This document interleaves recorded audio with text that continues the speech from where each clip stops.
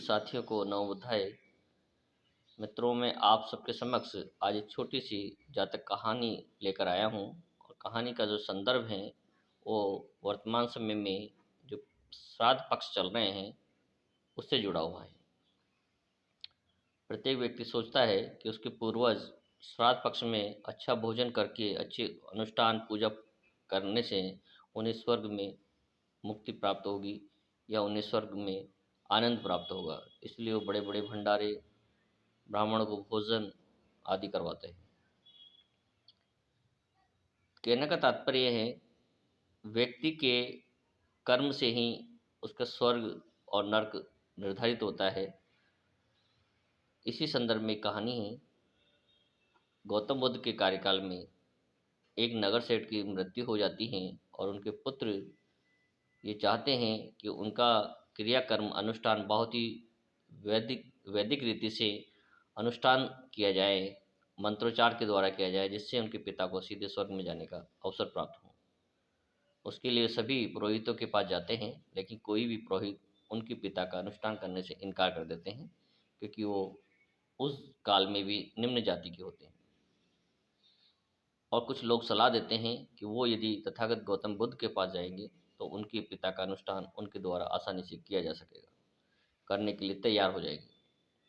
नगर सेठ के जो पुत्र होते हैं वो जाते हैं और निवेदन करते हैं कि हे भगवान, ऐसा ऐसा मेरे पिता की मृत्यु हो चुकी है और मैं चाहता हूँ कि मेरे पिता की अनुष्ठान आपके द्वारा किया जाए।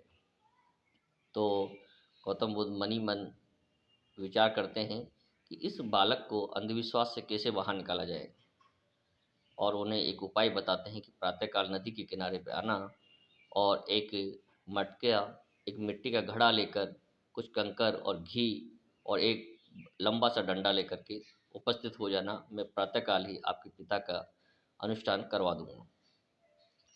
नगर सेठ का पुत्र जो है नदी के किनारे पहुंच जाता है और गौतम बुद्ध भी पहुंच जाते हैं और सभी लोगों के समक्ष वो कहते हैं इस घड़े के अंदर जितनी भी तुम्हारे पास कंकर हैं वो भर दीजिए और इसे ऊपर से घी से पूरी तरह से लबालब भर दीजिए और इसे लाल कपड़े से बांधकर तैरा दीजिए। जैसे ही घड़ा पानी में तैरने लगता है और वो नगर सेठ के पुत्र से कहते हैं कि इस पे एक डंडे का वार कीजिए जिससे इसके दो टुकड़े हो जाए। और वो पुत्र आदेशानुसार उस पे डंडे से प्रहार करता है और घड़ा दो भागों में विभाजित हो जाता है और उसमें भरे हुए सारे कंकर पत्थर नीचे पानी के पैंदे में जाकर बैठ जाते हैं और जितना भी उसमें घी होता है वो पानी की सतह पर तैरने लगता है। और उसी क्षण गौतम बुद्ध कहते हैं अपने पुरोहितों को बुलाइए और उनसे कहिए कि ऐसा कोई मंत्र बोले कि कंकर पत्थर पैंदे से तैर उठकर सतह पे तैरने लगे और सतह पे फैला हुआ जो घी है वो पैंदे में जाकर बैठ जाए। आसपास के पुरोहित आते हैं, पंडित आते हैं, लेकिन सभी नाकाम हो जाते हैं और अपनी हार मान लेते हैं। तब गौतम बुद्ध उन्हें बताते हैं कि व्यक्ति का कर्म ही ये निर्धारित करता है कि उसे भविष्य में कैसा सुख प्राप्त होगा। यदि आपके पिता के कर्म खराब थे, निकृष्ट थे, लोगों को पीड़ा देते थे, लोगों का शोषण करते थे, लोगों को दुखी करते थे, तो वो निश्चित रूप से नर्क के समान, इस कंकर के समान पैने में जाकर बैठ जाएंगे, जो एक नर्क है, नर्क का एक प्रतीक है।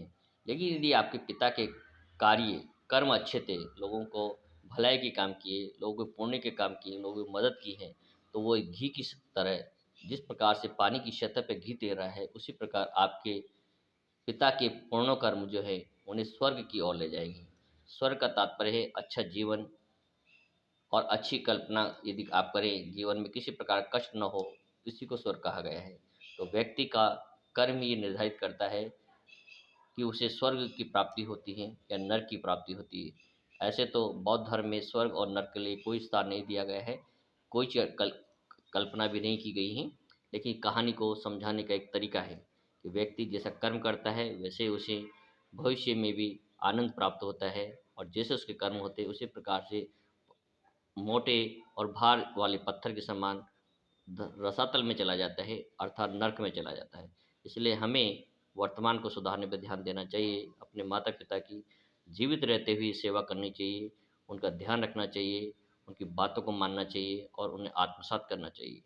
तभी अपने पिता के प्रति अपने कर्तव्य को हम पूर्ण कर पाएँगे। उनकी मृत्यु के बाद कितनी भी श्राद्ध करवा लीजिए, कितने भी हवन करवा लीजिए, कितनी भी पूजा पाठ करवा लीजिए, लेकिन उनको मन को आप कभी नहीं जीत पाएँगे, कभी उनके मन को आप पुण्य की ओर नहीं ले जा पाएँगे या उनका आशीर्वाद आपको नहीं मिल पाएगा। ऐसा मेरा मानना है।